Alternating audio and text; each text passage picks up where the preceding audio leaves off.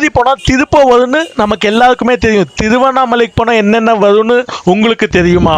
உங்க வாழ்க்கையில என்ன பண்ணணும்னு தெரியாம இருந்தா நீங்க போக வேண்டிய ஒரே கோவில் திரு அண்ணாமலையார் கோவில். நிறைய பேர் எல்லா விஷயமும் நடக்கிறதுக்கு காரணம் ஃபயர்னு சொல்லுவாங்க.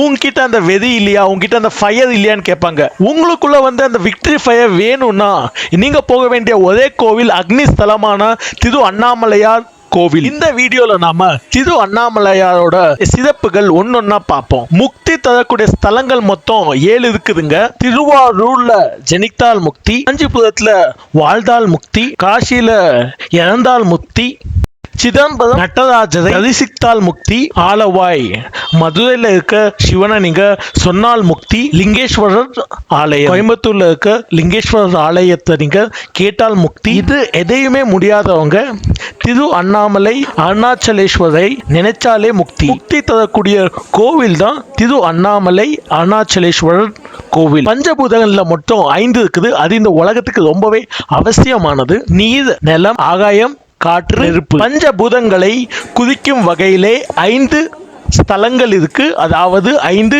கோவில்கள் இருக்கு. அதுல 4 கோவில் தமிழ்நாட்டில், ஒரு கோவில் ஆந்திர பிரதேஷ்ல இருக்கு. இதுல முதல் பாத்தீங்கன்னா நீர்ஸ்தலம் ஜம்புகேஸ்வரர் ஆலயம் திருச்சி மாவட்டத்தில் இருக்கு. அடுத்து பாத்தீங்கன்னா ஆகாயம் சிதம்பரம் நடராஜர் ஆலயம். அதுக்கப்புறம் காற்று ஆந்திரால இருக்க ஸ்ரீ காளஹஸ்தி கோவில். நிலம் காஞ்சிபுரத்தில் இருக்க ஏகாம்பரேஸ்வரர் கோவில். அதுக்கப்புறம் ரொம்பவே விசேஷமான நெருப்பு பஞ்சபூத ஸ்தலங்கள்லயே அக்னிஸ்தலமா விளங்கக்கூடிய திரு அண்ணாமலையார் திருக்கோவில்ல தான் இப்ப நம்ம இருக்கோம். அருணாச்சலேஸ்வரர் கோவில்ல கிழக்கு பக்கம் இப்ப நம்ம இருக்கோம். அதாவது ராஜகோபுரத்துக்கு பக்கம் இப்ப நம்ம இருக்கோம். இந்த வழியாக எல்லாருமே கோவிலுக்குள்ள போவாங்க. திரு அண்ணாமலையார் அருணாச்சலேஸ்வரர் கோவில் தமிழ்நாட்டிலேயே ஒன் ஆஃப் த பெரிய கோவில்னு சொல்லலாம். இந்த கோவில் மொத்தம் 25 ஏக்கர் கொண்ட கோவில். 9 கோபுரங்கள் இருக்கு, 5 பிரகாரங்கள் இருக்கு. அதே மாதிரி கோவிலுக்குள்ளேயே 2 குளங்கள் இருக்கு. இந்த கோவிலோட மூலவர் யாருன்னு பாத்தீங்கன்னா அண்ணாமலையார் உண்ணாமலையம்மன். இன்னொரு பேர்லயும் அழைக்கலாம் அருணாச்சலேஸ்வரர் அபித குஜலாம்பாள்.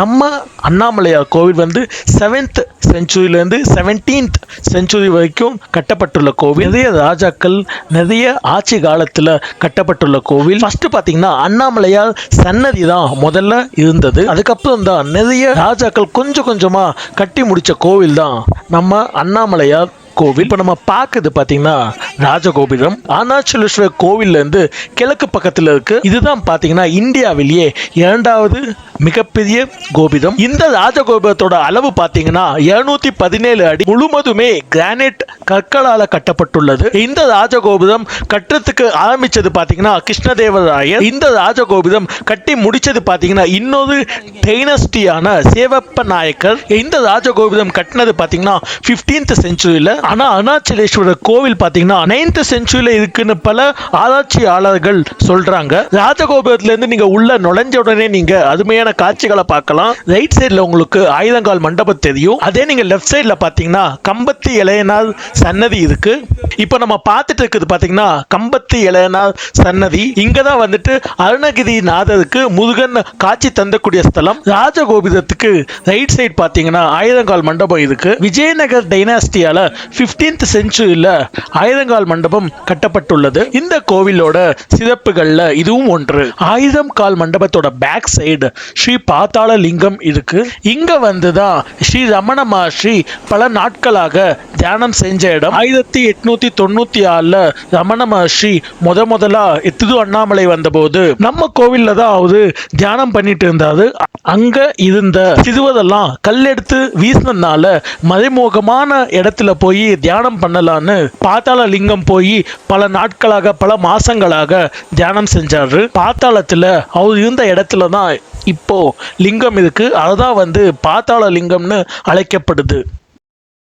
இப்போ நம்ம பார்த்துட்டு இருக்கிறது பார்த்தீங்கன்னா சிவகங்கை தீர்த்தம். இது பார்த்தீங்கன்னா கம்பத்து இளையனார் சன்னதிக்கு பக்கத்திலேயே இருக்கு. இந்த சிவகங்கை தீர்த்தத்தை தான் கோவில்ல சுத்தம் பண்ண யூஸ் பண்ணிட்டு இருக்காங்க. இப்போ நம்ம பார்த்துட்டு இருக்கிறது வல்லால மகாராஜா கோபுரம். நுழைஞ்ச உடனே லெஃப்ட் சைடில் ஸ்ரீ காலபைரவர் கோவில் இருக்கு. காலபைரவர் கோவில் பக்கத்திலேயே பார்த்தீங்கன்னா பிரம்ம தீர்த்தம். இந்த குளம் பார்த்தீங்கன்னா கோவிலுக்குள்ளேயே இருக்கிற இரண்டாவது பெரிய குளம். பிரம்ம தீர்த்த குளத்துக்கு பக்கத்திலேயே பார்த்தீங்கன்னா பிரம்ம தீர்த்தம் மண்டபம் இருக்கு. பிரம்ம தீர்த்த மண்டபத்துக்குள்ள போகும்போது பாத்தீங்கன்னா 25 ஏக்கர் பரப்புள்ள அண்ணாமலையார் கோவிலோட மினியேச்சர் வச்சிருக்காங்க. அப்படியே நம்ம உள்ள வந்தோம்னா கிளி கோபுரம் இருக்கும்.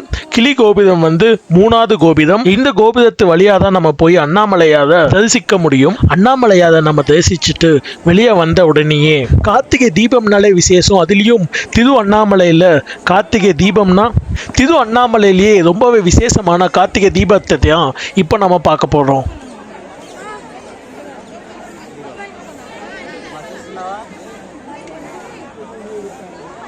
இப்போ டைம் எக்ஸாக்டா சாயங்காலம் 6 மணி ஆச்சு.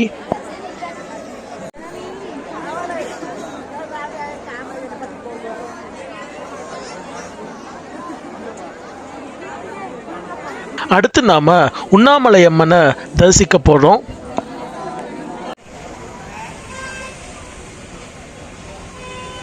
கார்த்திகை தீபம்னாலேயே ரொம்பவே விசேஷமான தரிசனத்துல தான் இன்னைக்கு நம்ம சாமியை பார்த்தோம்.